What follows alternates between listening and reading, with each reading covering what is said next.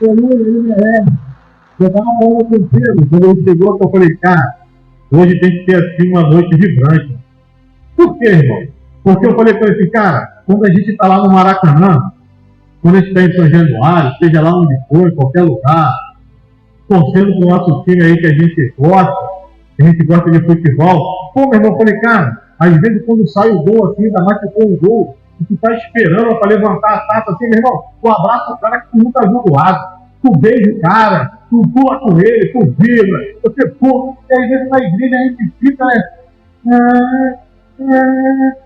Cara, eu fico imaginando Jesus olhando pra gente, mano. Mas, pô, meu irmão, quando tu tá no Maracanã, tu quer que funcionar com disposição. 220 volts. Aqui na minha casa, tu pode ligar 20%. Dá nem choque, cara. Dá nem choque. Não é choque, nem mata ninguém, isso aí. Ele não mata ninguém.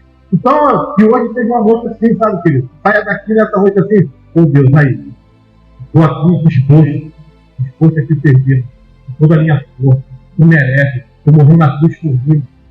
Isso é tudo. Então, sabe, o Espírito Santo hoje mostra que dá uma carga aí, mano, que sair aqui hoje, assim, flutuando, irmão. Flutuando. Em nome de Jesus, amém? Convidar aqui o nosso pastor Carlão, ele vai estar nos conduzindo a ministração, tá bom?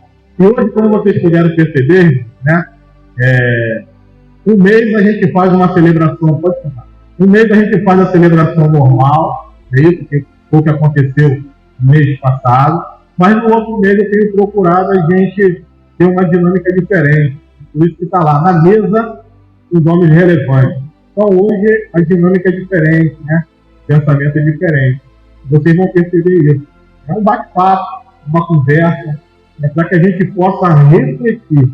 E a gente sempre procura trazer alguns temas para que isso possa gerar crescimento. Na minha vida, na sua vida, na nossa vida. Seja de fato relevante para a nossa melhora, para o nosso crescimento para com Deus. Então hoje a dinâmica é por isso que eu botei as cadeiras desse formato, porque o pastor Carlão vai ter ampla visão de cada um de nós e vai poder ter esse diálogo conosco aí. Então, agradeço desde já ao pastor Carlão pelo convite que eu fiz, ele aceitou prontamente, e sempre é um desafio, né, gente? Sempre é um desafio para a gente, sempre é. Mas assim que é bom, né? Assim que é bom. Eu adoro desafio, irmão.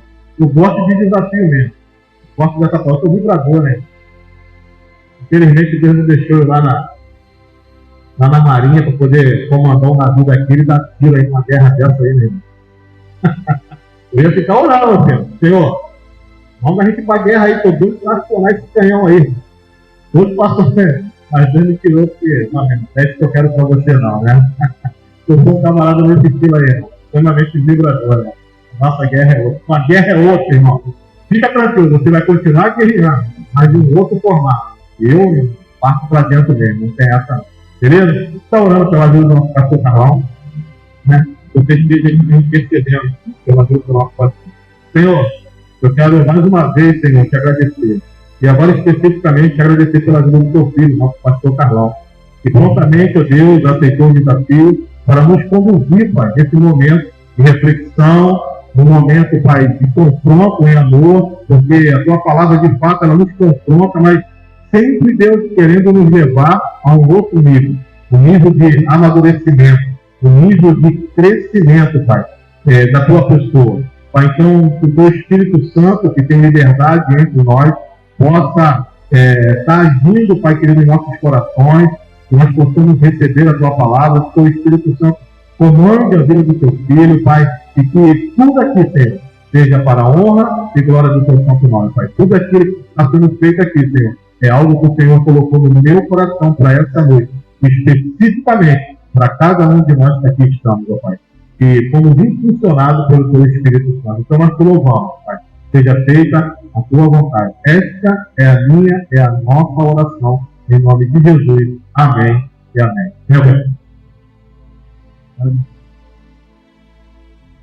Deixa eu sentar que eu estou cansado. Irmão, a gente bate papo hoje a respeito do Evangelho. E eu gostaria de ouvir de vocês o que é o Evangelho para vocês. Pedro, você está me olhando muito, fala aí.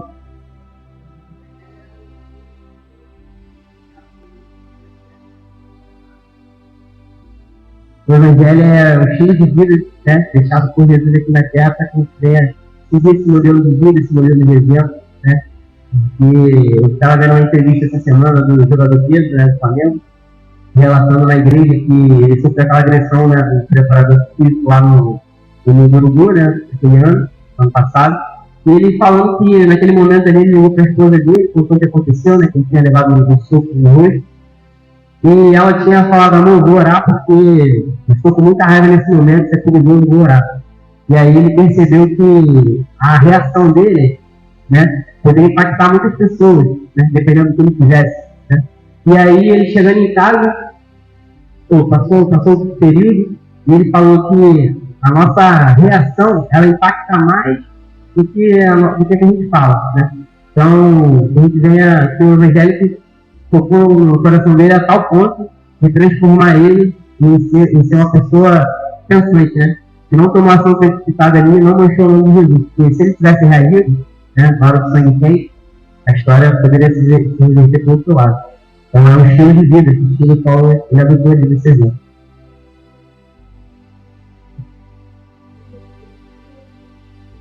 Pode deixar, vou falar menos que o Pedro aqui.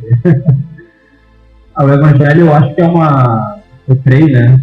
Que narra a história, né, de um Deus que se tornou carne, né, que veio para nos salvar, para nos redimir, né? Uma história verídica, uma história real, a qual nós devemos multiplicar e repassar para outras pessoas, né?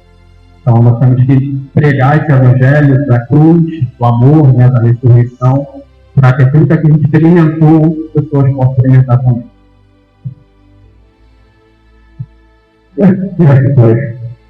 O Evangelho é cheio de vida. Jesus, dia por dia, vamos ter fé, muito lugar que funciona. É o livro.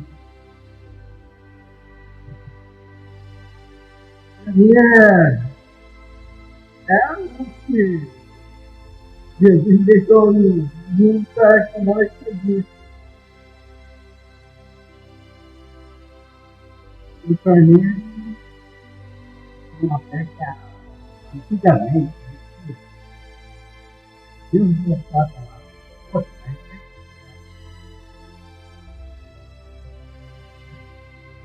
Bom, a pergunta é: o Evangelho te ensina, né? Queridos, o que eu tenho aprendido nessa minha caminhada, o Evangelho precisa me ensinar e eu preciso viver, é renúncia.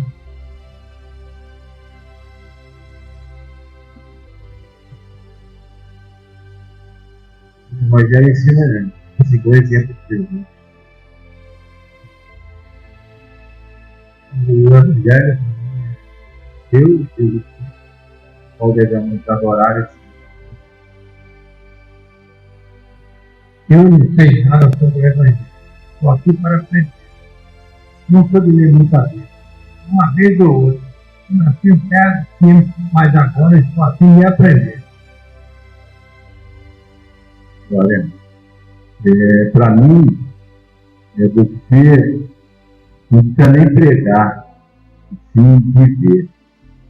Porque muitas vezes as pessoas sabem muito, mas não dizem que sabem. Então, acho que o maior exemplo é você viver. Hoje o Evangelho, para mim, faz sentido. Há um tempo atrás, não.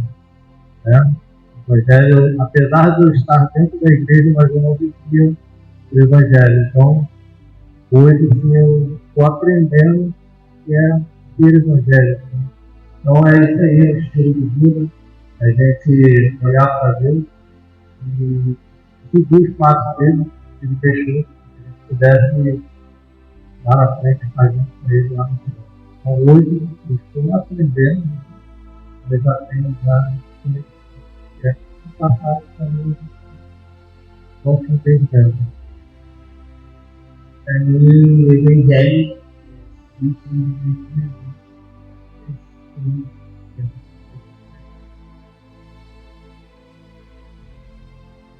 O Evangelho não é no termo técnico boas novas de Jesus para a nossa vida, mas na realidade. Para mim é uma grande oportunidade de vida. Passado, presente, que aponta para o meu destino também. Que é o único caminho de salvação. O Evangelho é o caminho. há mais tempo foi ele, e fazer escolhas, atitudes, decisões, tanto de uma forma que me abençoe, mas também de abençoar o outro também. O Evangelho ele é anunciado através daquele que eu vivo também. Bom, gente, todo mundo participou, bom é isso aí. Como o irmão falou, ele não sabe nada, glória a Deus. Esse está aqui é para aprender. Pena que alguns não puderam estar aqui presentes, mas Deus sabe de todas as coisas. Cada um falou aqui um pouquinho. O pastor Luiz entrou já no pontapé inicial. O pastor Alcino falou com muita propriedade. O Evangelho é boas novas. Boas novas, no nosso caso, salvação. Só que existem alguns critérios. Alguém falou aqui que é peso, mas alguns falaram que é estilo de vida. Só que esse estilo de vida que a gente possa ver hoje é um estilo de vida voltado para dentro do Evangelho, ou seja, para dentro das obras que nós vamos realizar para o Senhor. Tá? A grande questão é, conforme o nosso tema, o que o Evangelho te ensina? Nós já sabemos o que é Evangelho. A questão é o que eu aprendo no Evangelho. Será que a pessoa que tem 30 anos na igreja, será que ela nunca leu um capítulo da Bíblia? Será que ela nunca leu um livro da Bíblia? Ou o Antigo, ou o Novo Testamento, nesses 30 anos que ela teve? Vamos dizer que ela tem lá 2, 3 anos de convertido. Ela, no mínimo, ela tem pelo menos seguido o Evangelho de Mateus, Marcos, Lucas e João. Depois ele vai ler Atos dos Apóstolos, depois as cartas pastorais das epístolas, e por último o livro da Revelação e Apocalipse. A grande questão, irmãos, é que algumas pessoas elas só querem se alimentar do que vem do altar. Quando, na verdade, a gente tem que se alimentar do que está na palavra. Quando o próprio Jesus está sendo tentado, quando o próprio Jesus está sendo tentado, qual foi a tentação dele? 40 dias sem comer. Quem aparece? O acusador de nossa alma. Se tu és o Filho de Deus, transforma essas pedras em pães. E aí começou aquele debate bíblico. Pergunta-se, será que se fôssemos muito nós, será que a gente ia ter autoridade firmado na palavra para dizer o seguinte, olha, assim está escrito? Eis a grande questão, o que o Evangelho me ensina? E aí, havendo a palavra de Deus, eu vou descobrir que existe uma grande diferença entre o convencido e convertido. Algumas pessoas estão na igreja aí, mas algumas são convencidas. São convencidas que são pecadoras, são convencidas de que elas reconhecem o seu pecado, elas reconhecem as suas falhas, mas elas não voltam para o caminho do Senhor. Elas saem, vão ali fora, vê como é que está o trânsito, vê como é que está a rua, daqui a pouco, quando o carro aperta, ela volta para a igreja. Mas nunca se firma. É aquele chamado crente Raimundo. Um pé na igreja e outro no mundo. Infelizmente, nós somos convertidos. Aquele que é convertido mesmo, aquele que foi lavado e remido pelo sangue do Cordeiro, irmão, vou te falar, vem tempestade, vem terremoto, vem tsunami, o cara fica doente, pega Covid, pega dengue, pega chikungunya, mas o cara está ali firme na rocha. Nada abala a sua fé. Vem desemprego, pode vir com o corpo se levantar, pode o inferno se levantar, ele está firme na rocha. O máximo que ele faz é, Senhor, fortalece minha fé. Irmãos, me ajude em oração. O grande problema hoje é que qualquer coisa, como eu falei na quarta-feira do Pedro, as igrejas hoje está cheio de chamado crente maia. Me dê motivo. Qualquer coisinha que ele tem da igreja. Se não vem do fundo, ele pergunta, você estava bem? Aconteceu alguma coisa aí, pastor? Já está me julgando? Eis o grande problema. E aí, o Evangelho, Algumas pessoas confundem muito o Evangelho com um estilo de vida emocional. Pessoas estão servindo a Jesus hoje pelos motivos totalmente errados. Algumas pessoas são levadas pelas emoções quando elas querem ir para a igreja por motivo errado. E dessas vezes aqui, quem já não ouviu alguém falar assim, quando você for para a igreja, quando você for para Jesus, Deus vai transformar a tua vida. Olha, quando você for para a igreja, tu vai ter a tua casa própria. Quando você for para a igreja, Deus vai abrir a porta de emprego. Aí eu te pergunto, aonde na palavra de Deus, nos 4 evangelhos, Jesus prometeu alguma coisa? Me cita aí uma coisa que Jesus prometeu. Ele disse só, com certeza você vai ter. No mundo tereis o quê? Tem o que, Antônio? Aflições, tribulações, dor de cabeça. Irmão, Jesus nunca falou o seguinte, vem para cá que eu vou te dar tudo, não. Eu acho engraçado emocionar as pessoas dizendo o seguinte, não, mas Jesus falou que tudo que eu pedir a Ele em oração, Ele vai me dar. E aí tem gente fazendo jejum, fazendo propósito, porque quer casa, quer carro, quer terreno. E aí eu vou lá para Tiago, quando o Tiago diz o seguinte, olha, vocês não recebem porque vocês pedem mal, vocês pedem para gastar com vocês mesmos. Outra passagem da Bíblia, Jesus diz o seguinte, olha, se você pedir e for da vontade de meu Pai, tudo que você pedir, Ele vos concederá em meu nome. A diferença é, irmãos, que você quer ou você precisa? Senhor, eu preciso de uma porta de emprego. Senhor, se não for essa, abre outra. E Deus faz, Deus honra. Agora, se você quer somente para você gastar com os próprios deleites, conta a história que uma vez meu irmão ele não era dizimista. E aí tinha um irmão da igreja que se converteu e estava procurando alguém para trabalhar na empresa dele. E a primeira coisa que ele, conversando com o pastor, ele disse, pastor, a pessoa tem que ser dizimista. Aí o pastor deu uma coçadinha assim na cabeça, tá bom, eu vou fazer o levantamento e tal. E aí o irmão ouviu, nos bastidores, que esse irmão estava precisando de alguém para trabalhar com ele, ele correu e foi lá. Aí o irmão pegou e falou assim, olha, vou dizer para o pastor que um dos critérios que eu quero na minha empresa é que a pessoa seja inteira, fiel e dizimista.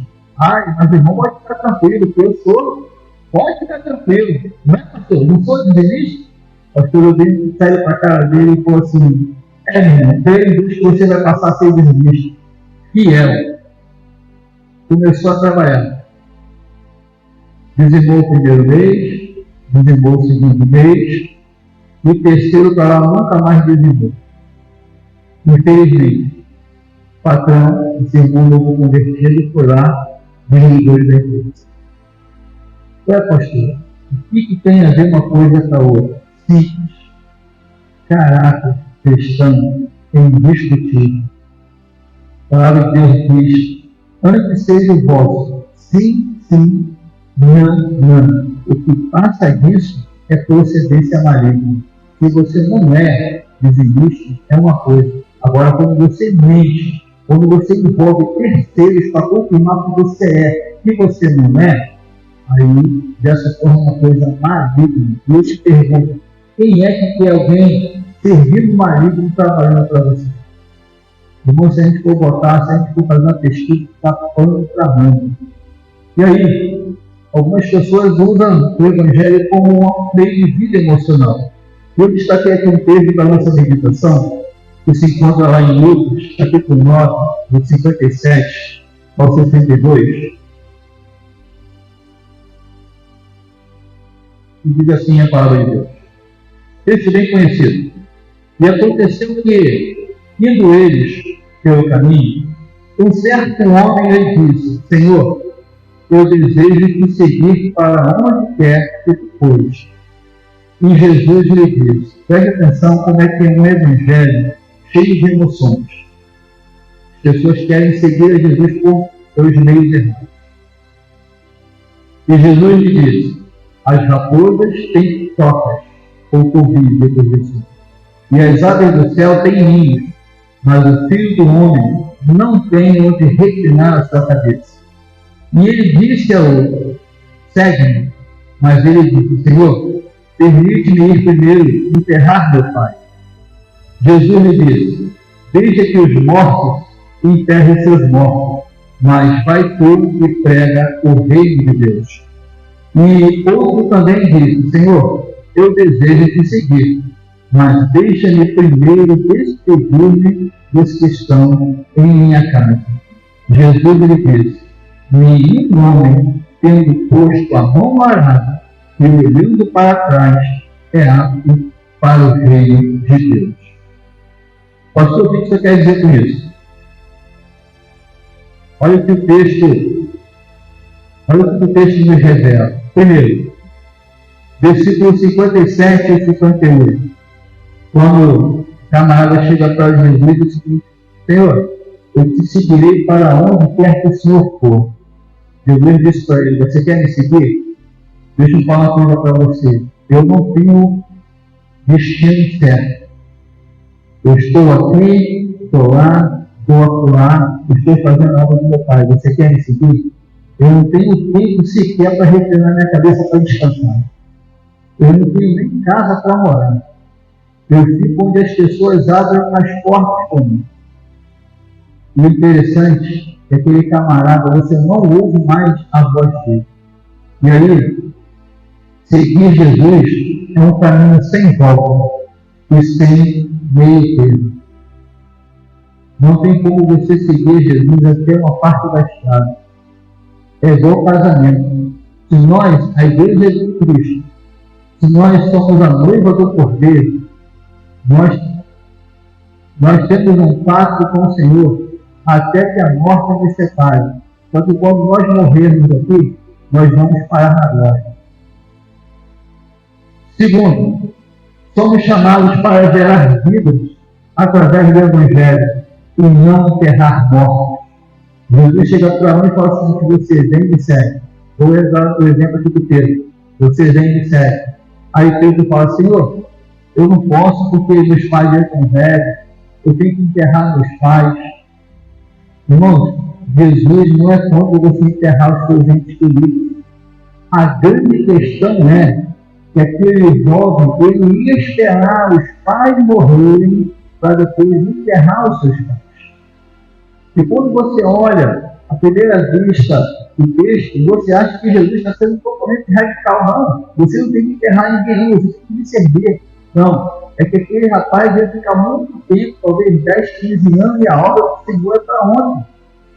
E ele queria esperar os pais morrerem para poder estar pregando o evangelho que está servindo o Senhor.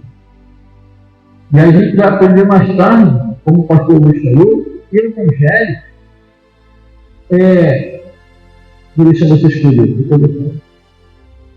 Terceiro, trabalhar para Jesus sem olhar para trás é manter o foco olhando para o alto.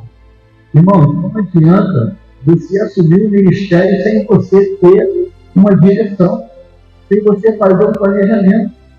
Não adianta aqui eu trabalhar, por exemplo, eu sou trabalhar com o evangelismo. Se ele não fizer uma programação, se ele não botar no papel o que ele pretende fazer e apresentar a Deus em oração, não vai dar certo. Porque vai ser a rebelião, porque ele sabe que pode saber que quando nós estamos servindo ao Senhor, o inferno se levanta contra.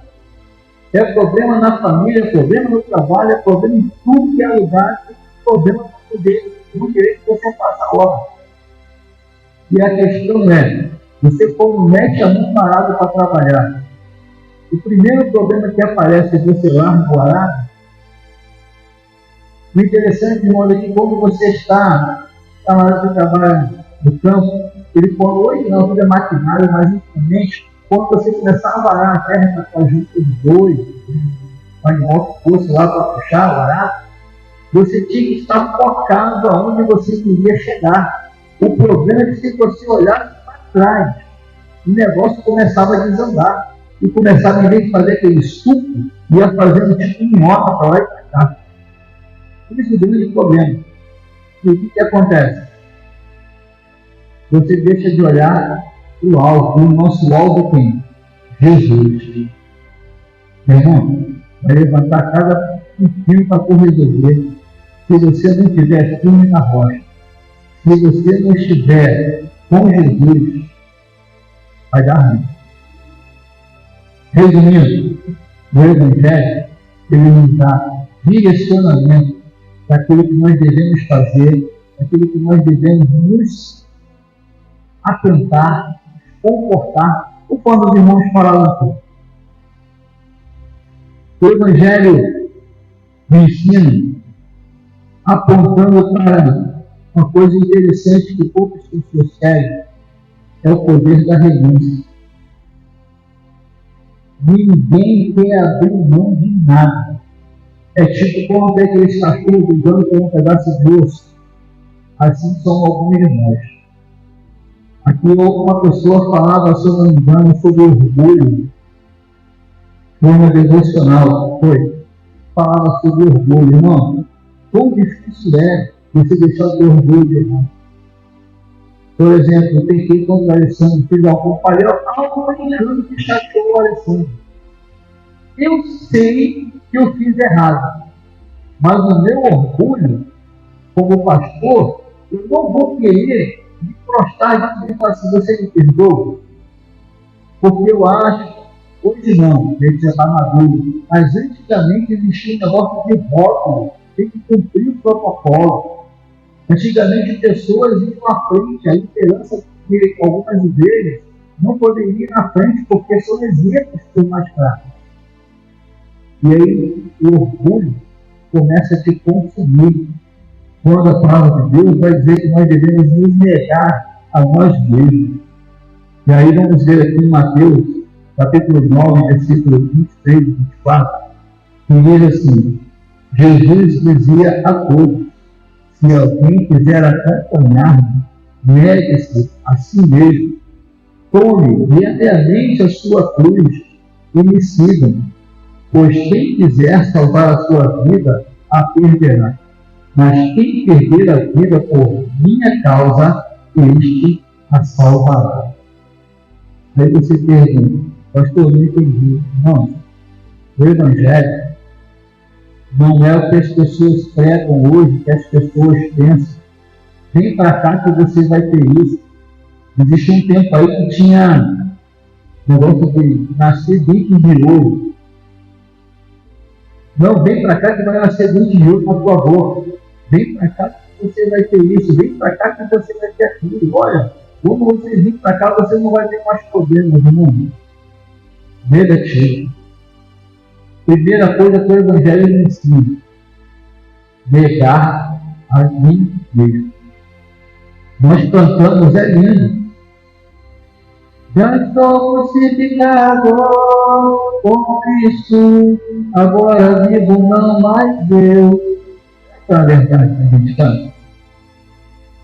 Será que verdadeiramente eu posso falar que vivo não mais eu, mas Cristo vive em mim, a vida pela qual eu vivo agora, vivo na carne pela fé no Filho de Deus? Será que eu sou hoje nova criatura, desde que as coisas velhas são passadas e este tudo se fez novo? Será que aquele camarada rabugento, aquele velho homem, ele foi realmente sepultado no meu batismo? Ou a cada dia ele tenta ressuscitar, ele tenta se erguer? E se eu alimentá-lo com a ira, com a maledicência, será que a minha carne não vai vencer o meu espírito? Será que nós estamos negando a nós mesmos? Será que nós estamos dando valor para a obra de Deus do que as nossas vidas cotidianas? Perguntava ao pastor assim: cadê o povo? Cadê os homens? Cadê os adolescentes? Pô, pastor, tu é radical. Não. São coisas que a gente tem que assimilar. Como é que está a vida dessas pessoas hoje? Está alicerçada na rocha? Está com Jesus? Pergunta se Jesus voltasse hoje, nesse exato momento, será que naquele momento, arrebatamento, a gente se encontraria com as pessoas nos ares? Aí eu lembro daquele carro, quando o carro está com problema, eu sei que a luzinha acende. Você sabe que está um problema na bateria, no óleo. Muitas vezes a gente vai empurrando com a barriga, né? Quando na verdade a gente tinha que fazer o quê? Me ajuda. Outra coisa que o Evangelho me ensina é o arrependimento constante. Uma vida de arrependimento constante. Por quê, pastor? Porque constantemente a gente peca. Seja ele por motivos banais, pensamento, você pensou mal de alguém, você já pecou. Você falou mal de alguém, você já pecou. E detalhe, irmão, tem um tal de pecado por omissão aí que muitas pessoas não se deixam levar, que é o chamado seguinte, que a Bíblia diz: se você sabe fazer o bem e você não faz, você comete pecado. E aí? Não, pastor, mas eu não adulterei não, eu não roubei, eu não fiz nada na lua, eu não fiz nada disso. Pô, mas você lembra? Quando você bem que você podia fazer assim, você não fez? Você fez o quê? Cometeu pecado. Às vezes nós pecamos, irmãos, por mínimos detalhes. E aí vai lembrar que a Bíblia diz que sejam alvas das tuas vestes em todos os momentos. Aquela mudança de mente. Aquilo que eu fazia antes, a minha mente hoje é a mente de Cristo. O que eu fazia, o que eu pensava ontem, deve haver mudança. E aí, não é uma, como é que a gente pode dizer? Não é que eu passei pela lavagem cerebral. Algumas pessoas não entendem, aí falam assim, pô, o pastor Carlão ficou bitolado.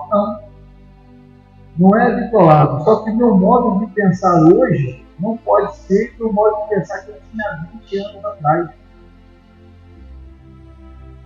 Meu modo de pensar hoje como pastor não pode ser como eu era antes de ser pastor. O meu pensamento hoje como pastor não pode ser igual quando eu era um novo convertido. Porque a cada dia a palavra ela faz o quê? Ela se renova. E a cada dia, como você se debruça na palavra, você faz anotações daquilo que você ontem anotou, mas ela não falou tão profundamente no seu coração como ela está falando hoje. Ela se renova. Você imagina uma palavra de Deus escrita pelo profeta Isaías, que ela foi escrita 600, 700 anos antes de Jesus ter vindo na terra. O livro de Isaías, ele é comparado, alguns historiadores vão dizer que ele é um evangelho do Antigo Testamento. Porque ele vai falar da vida de Jesus, do nascimento até os dias. E as pessoas ficam. Quando você lê, você não entende. A primeira vez que a gente quer ler, a gente, quando é novo convertido, a gente quer ler assim. Não, eu vou ler um exercício capítulo, aí você lê 5 capítulos e você não absorveu nada. Mas quando você pega lá um lápisinho, um lápis de cor, papel, e começa a anotar nomes, passagens, datas, o ano que aconteceu isso, quem era o rei. Gente, é uma coisa mais linda. A coisa mais linda, porque Deus começa a ministrar com o coração. Quando você anota alguma coisa, você não esquece. E aí me faz lembrar as pessoas no seminário, quando fazia trabalho, copiava, colava, e aí aqui no meu trabalho era Ctrl A, Ctrl V, Ctrl C. Entregava o trabalho. Fez o trabalho? Sim, tá bom. Fica contigo. Não, mas vai tratando? Não. Vocês vão ter uma surpresa. Aí juntava todo mundo. Agora vocês vão apresentar o trabalho que vocês fizeram. Você fez o trabalho? Então agora você apresenta o seu trabalho. Então o rapaz era todo gente querendo lá as folhas. O pessoal, todo mundo tinha copiado e colado na internet. E aí? Será que a gente aprendeu alguma coisa? Ou a gente, muitas vezes, a gente quer testemunhar daquilo que as pessoas estão vivendo e a gente não testemunha daquilo que nós estamos vivendo, como o Antônio falou agora.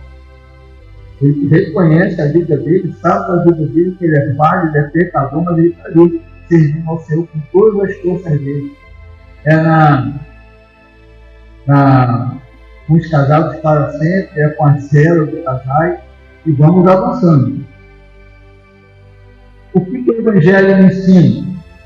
A viver um processo de santificação. Gente, que não acaba. O grande problema é que, desde o ano da santificação, teve série de mensagens e as pessoas acham que acabou.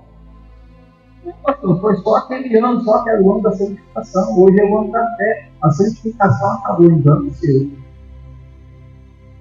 A salvação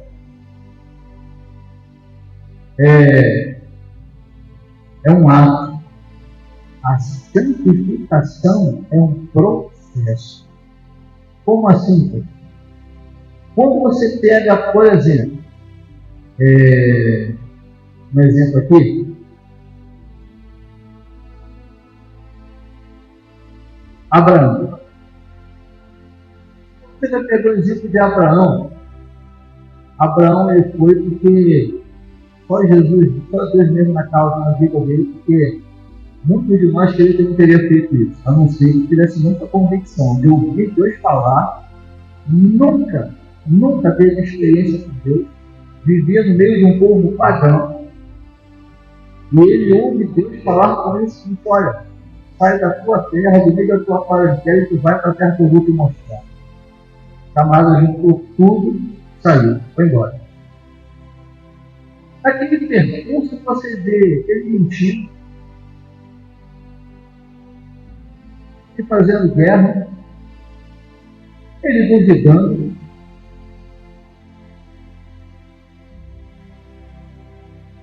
Os anos vão se passando e Abraão vai amadurecendo na fé, a ponto de ser chamado amigo de Deus, pai na fé. E é legal isso quando as pessoas olham para você: caramba, quem te viu, quem te vê hoje, quem você era, o que você é hoje, independente de cargo que você ocupa na igreja, porque cargo não traz salvação. Mas quando as pessoas olham, rapaz, você viu fulano como é que era? Rapaz, era terror aqui na vizinhança. Eu vejo que fulano, quando era pequenininho, cresceu para um garral, exemplo. E aí, como o Antônio falou aqui há pouco, ele não é pregador, mas ele procura testemunhar. Se você não sabe pregar, glória a Deus, mas pelo menos tem uma coisa: postura de cristão, tenha caráter. Uma pessoa me contou uma vez um testemunho dela, pessoal, que crente, quando está tribulado, tudo para ele que vem de rebarba, ele acha que é bênção. E a pessoa saiu para trabalhar, estava só com o dinheiro da passagem de ida, e ia passar a coragem e disse o seguinte: Deus vai providenciar a minha volta. Entrou no ônibus, deu o dinheiro da passagem, ele estava com a cabeça tão triste. Ele tinha um emprego. Naquela época era aqueles vale transporte de papel. Ele deu R$5, se eu não me engano, para o motorista. E o motorista deu tudo como se fosse uma nota de 50. Ele botou no bolso, passou a roleta, foi lá para trás. O pessoal falou ao Senhor: eu me dei dinheiro para voltar, Senhor, está bravo, talvez eu tenha que dormir E aí algo incomodou ele que as moedas começaram a chacoalhar o bolso, o homem dos fulano, né? Meteu a mão no bolso e ficou no presídio. Rapaz, Senhor, obrigado. Porque ele quer mesmo. Ele voltou, quando ele foi descendo o ponto, ele puxou a cigarra e foi lá na frente. Falou com o motorista, meu amigo, você me deu moeda demais, me deu dinheiro demais. Aí o motorista olhou assim, eu sei, foi eu que te dei. Eu não entendi. O senhor é o pastor daquela igrejinha lá no alto da colina? Aí ele, pô, você me conhece? Não, a minha esposa é membro da sua igreja. Muitos já me falaram do senhor. E eu dizia que todo pastor é ladrão.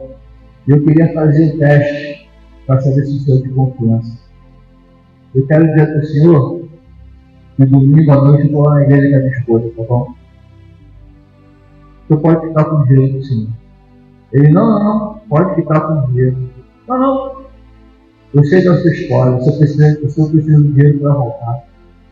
Ele tem certeza absoluta.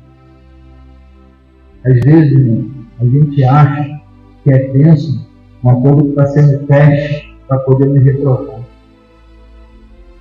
Às vezes, a gente tem que negar a nós mesmos, a nossa carne, e deixar o Espírito Santo falar mais alto na nossa vida. É difícil, mas não é impossível.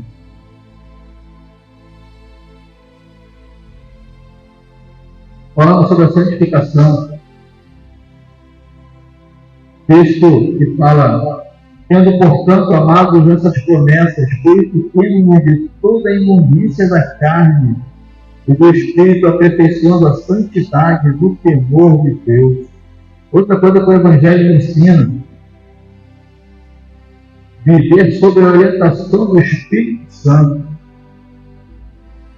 Texto de Romanos 8,14 vai dizer que todos os que são guiados pelo Espírito de Deus, esses são filhos de Deus. E a questão é, quem tem direcionado os teus passos? Lembra quando a gente fala da negação, de negar-se a si mesmo? O problema é que às vezes a gente não quer deixar Deus fazer algo na nossa vida. E a gente começa a criticar o outro camarada que já está anos de luz na nossa frente. A gente começa a questionar porque o camarada é próspero, porque o cara tem o dom da palavra, ele tem o dom espiritual que Deus me deu. A Bíblia vai dizer sobre os dons espirituais. Pastor, existe. A questão é, você está buscando, você está dando lugar? E aí me faz lembrar que o apóstolo Paulo disse o seguinte, olha, buscai com zelo os melhores dons.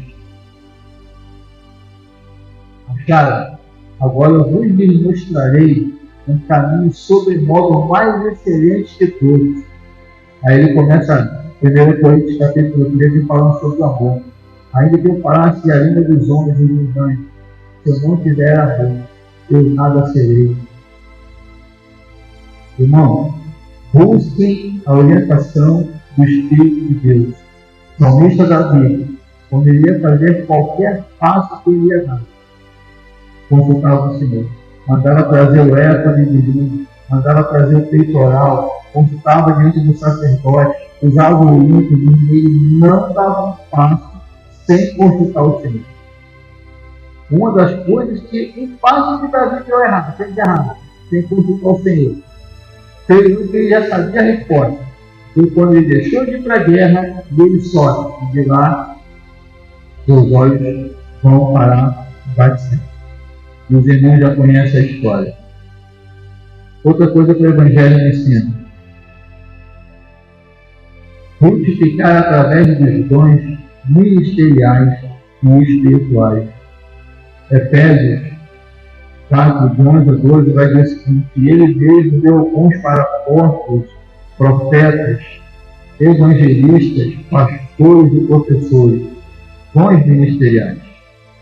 Aí você pergunta, para que, pastor? Tudo. Sim, versículo 12, para o aperfeiçoamento dos santos, para a obra do ministério, para a edificação do corpo de Cristo. Outra coisa que o Evangelho me ensina: cumprir o ID de Jesus é a minha chamada ao ministério. Pastor, mas eu não sou pastor. Sim. Deus deu para apóstolos, pastores, doutores, evangelistas, professores. Aí vou usar de novo aqui os irmãos. Os irmãos são muitos. Pastor Luiz não tem ministério de igreja. Quando a gente fala de ministério, as pessoas acham que é igreja. Somos pastores auxiliares. Estamos aqui para auxiliar o pastor para o crescimento do corpo de Cristo.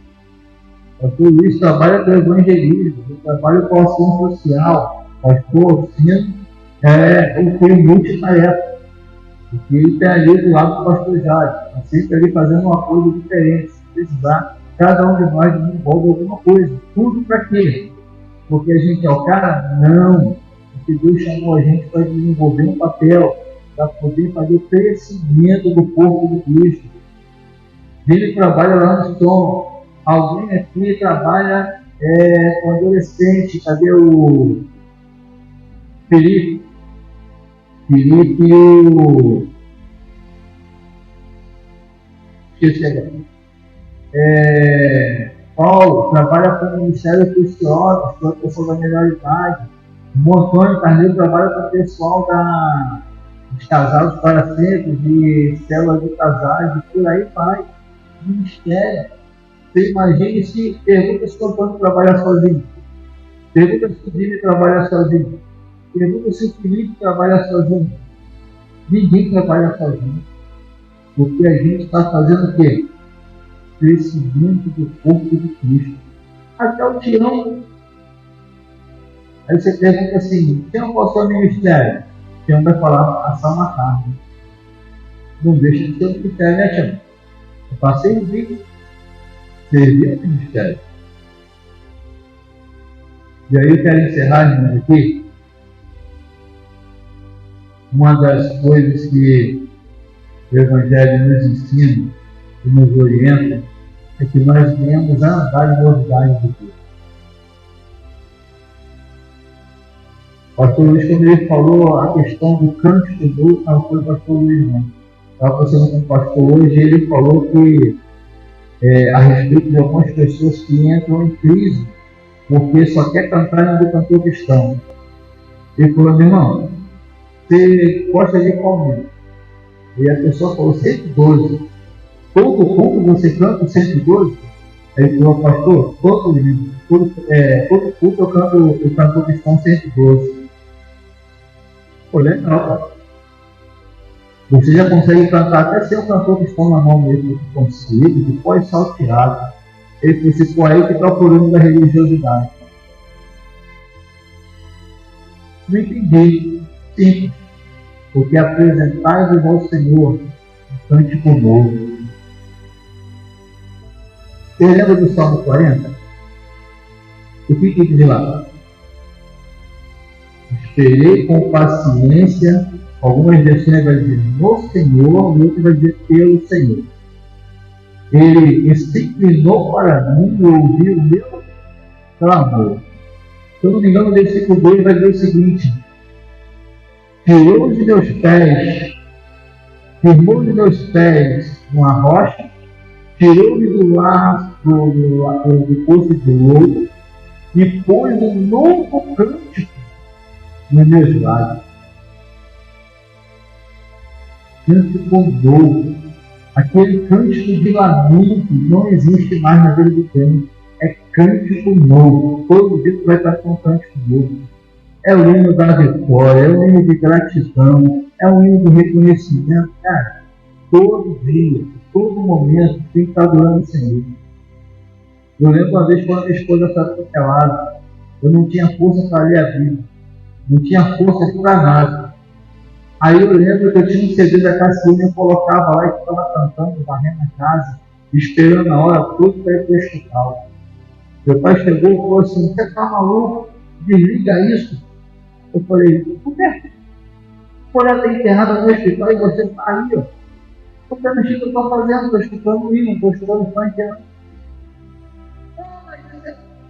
Cultura, sinal de respeito. Meu pai aprendeu assim, queria que eu fizesse assim, faltava força. O que eu tinha que fazer? De igual modo, de qualquer modo, eu tinha que estar na presença de Deus. Fosse orando, fosse dando a palavra. O momento que eu tinha de força era colocar o CD e cantar junto com aquele CD. Hoje minha esposa está aí com a honra e glória do Senhor. Tem lá, se vocês observarem, tem um buraquinho lá que teve massa cefálica. Ela abriu a cabeça daqui até aqui no maxilar, abriu a cabeça para tirar um coágulo de sangue. Teve traumatismo craniano. Não morreu, não perdeu a memória, ficou lá um mês e pouco sem sentir cheiro, sem sentir gosto, teve muito problema de saúde, mas está aí por honra e glória do Senhor. E as pessoas ficam assim, mas você não vai fazer aí um enchimento, não, fazer uma parte, não, isso aqui é meu testemunho. Você pode perguntar para ela, ela falou assim, não, isso aqui é meu testemunho. Glória a Deus por isso. O que o Evangelho o que o Evangelho de Cristo me impulsiona a fazer todo dia. Às vezes a gente fala as coisas, irmãos, não é julgando ninguém não, porque a gente se preocupa. Eu, por exemplo, como pastor, me preocupo muito. Onde estão as pessoas? Poderiam estar aqui. Ah, pastor, sair com a família, glória a Deus. Glória a Deus. Se for só isso, tá bom. A minha preocupação é que as pessoas estão começando a se criar na fé. E a Bíblia me fala sobre isso. O princípio da apostasia, que é o abandono da fé. A pessoa começa a ficar fraca, já não quer mais fazer devocional hoje, vou fazer amanhã, aí amanhã aconteceu algum problema, não, de tarde eu faço, de tarde aconteceu alguma coisa eu não fez, daqui a pouco a devocional está atrasada, daqui a pouco você não está mais lendo a Bíblia, daqui a pouco você não tem mais força para orar, daqui a pouco você não vem para a igreja, é o evangelismo que você não vem, é o culto, a celebração da noite que você veio hoje, 2 domingos sem vir, aí você vem na ceia, 3 domingos sem vir. Gente, isso é preocupante. É como se fosse o padrão que todo mês o funcionário faltasse. Vai chegar uma hora e o patrão vai te chamar aí, está tudo bem, está tudo ok. Estou vendo que muitas vezes a gente tem orgulho. Não, a vida é minha. Quem sabe sou eu. O Evangelho me ensina a ter comunhão. Quantas vezes eu cheguei para o pastor Alfino e falei assim, não, está acontecendo assim, assim, assim. Como é que está o problema? Está ruim agora. Quantas vezes cheguei para aquele ali, ó, já. Quantas vezes, quando eu era seminarista ainda. Aí uma vez eu brinquei com ele fala assim, rapaz, papai está providenciando a bênção de caminhão. Aí eu imaginei, sabe o quê? A frente da minha casa cheia de caminhão estacionado. Só bênção chegando. Lembra disso? Diversas vezes. Papai está providenciando a bênção. Era no desemprego, era problema, saúde. Sempre a palavra que eu me dava era, papai está preparando a tua vida. O Evangelho ensina isso. Como não? O Evangelho ensina a carregar o fardo um dos outros. Não é pegar o teu problema, não, deixa aqui que eu resolvo. Pode ficar tranquilo que eu resolvo o teu problema. Não. É compartilhar, quando a Bíblia diz que nós devemos carregar os fardos uns dos outros, para não ser tão pesado. É você, pastor, eu tenho que caminhar uma milha, aqui no hospital da Porta Terra, não vou contigo ir de volta. A Bíblia fala sobre isso, como não. Você dispensar, você se abrir um com o outro, falar, não somente no crer, Aí você chega no seu particular e fala, meu irmão, estou com esse problema aqui, olha pela minha vida. O Evangelho me ensina isso. Amém, querido? Vamos orar? Senhor, queremos te louvar e te agradecer. E, Pai, pedir a Ti, Senhor, que a cada dia o Senhor possa estar com as Suas mãos estendidas sobre a nossa vida. Que a cada dia o Senhor possa estar, ó Pai, nos direcionando através do Teu Santo Espírito, mostrando-nos, ó Senhor, verdades que algumas vezes passa desapercebido na nossa vida. Diz aí, Senhor, Tua palavra, Senhor, que ela possa gerar vida, Senhor, e vida com abundância nos nossos corações. Senhor, eu não sei por onde está, Senhor, meus irmãos, mas eu creio, Senhor, que Tu está cuidando de cada um deles. Toma, Senhor, a vida deles em Tuas mãos, guarda, protege, dirige, Senhor, a vida de cada um. Abençoa, Senhor, aqueles que puderem estar aqui hoje. Senhor, que Tu venha, Pai, conceder, Pai, bênção sobre a vida deles, livrando de todo mal. Abençoando os seus lares, abençoando os seus familiares que ainda não tiveram encontro contigo. Senhor, a Ti nós só queremos te agradecer. Em nome de Jesus. Amém.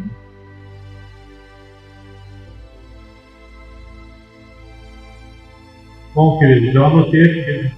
Espero que você tenha guardado na sua coração aquilo que, de fato, o Evangelho nos ensina.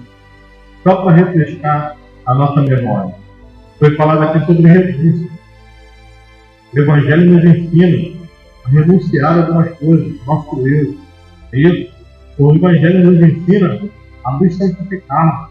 Santificação é extremamente necessário. Ele que se diz ser servo de Cristo, procurar ter uma vida santificada. É uma novidade de vida, tudo novo. É algo que você nunca viveu e o Evangelho vai te proporcionar. Algo de extraordinário, algo que você nunca experimentou, uma novidade de vida, meu irmão. O Evangelho nos ensina a perdoar, a liberarmos perdão, a entender o outro e podermos caminhar nessa direção. O Evangelho nos ensina a servir o Rei para o Reino, através daquilo que Deus nos confiou a você. Deus confiou alguma coisa, irmão. Não é possível ficar sentado no banco. Isso Deus não te deu. Eu tenho certeza absoluta. Ele te deu algo muito especial para que você possa aplicar no reino. Para que o reino, o corpo de Cristo, ele possa crescer. O Evangelho nos ensina a ser humilde. Humildade. Soberba, irmão, vai nos derrubar. A soberba causa isso. Mas a humildade, Jesus falou que aprender de mim, porque sou manso e humilde do coração. Opa, se o mestre falou isso, eu preciso ser uma pessoa que exerça a humildade. Então o Evangelho nos ensina isso, nos ensina que comunhão é estar preocupado um com o outro, é compartilhar daquilo que Deus tem me dado. Deus não me deu para poder estopar, não, irmão.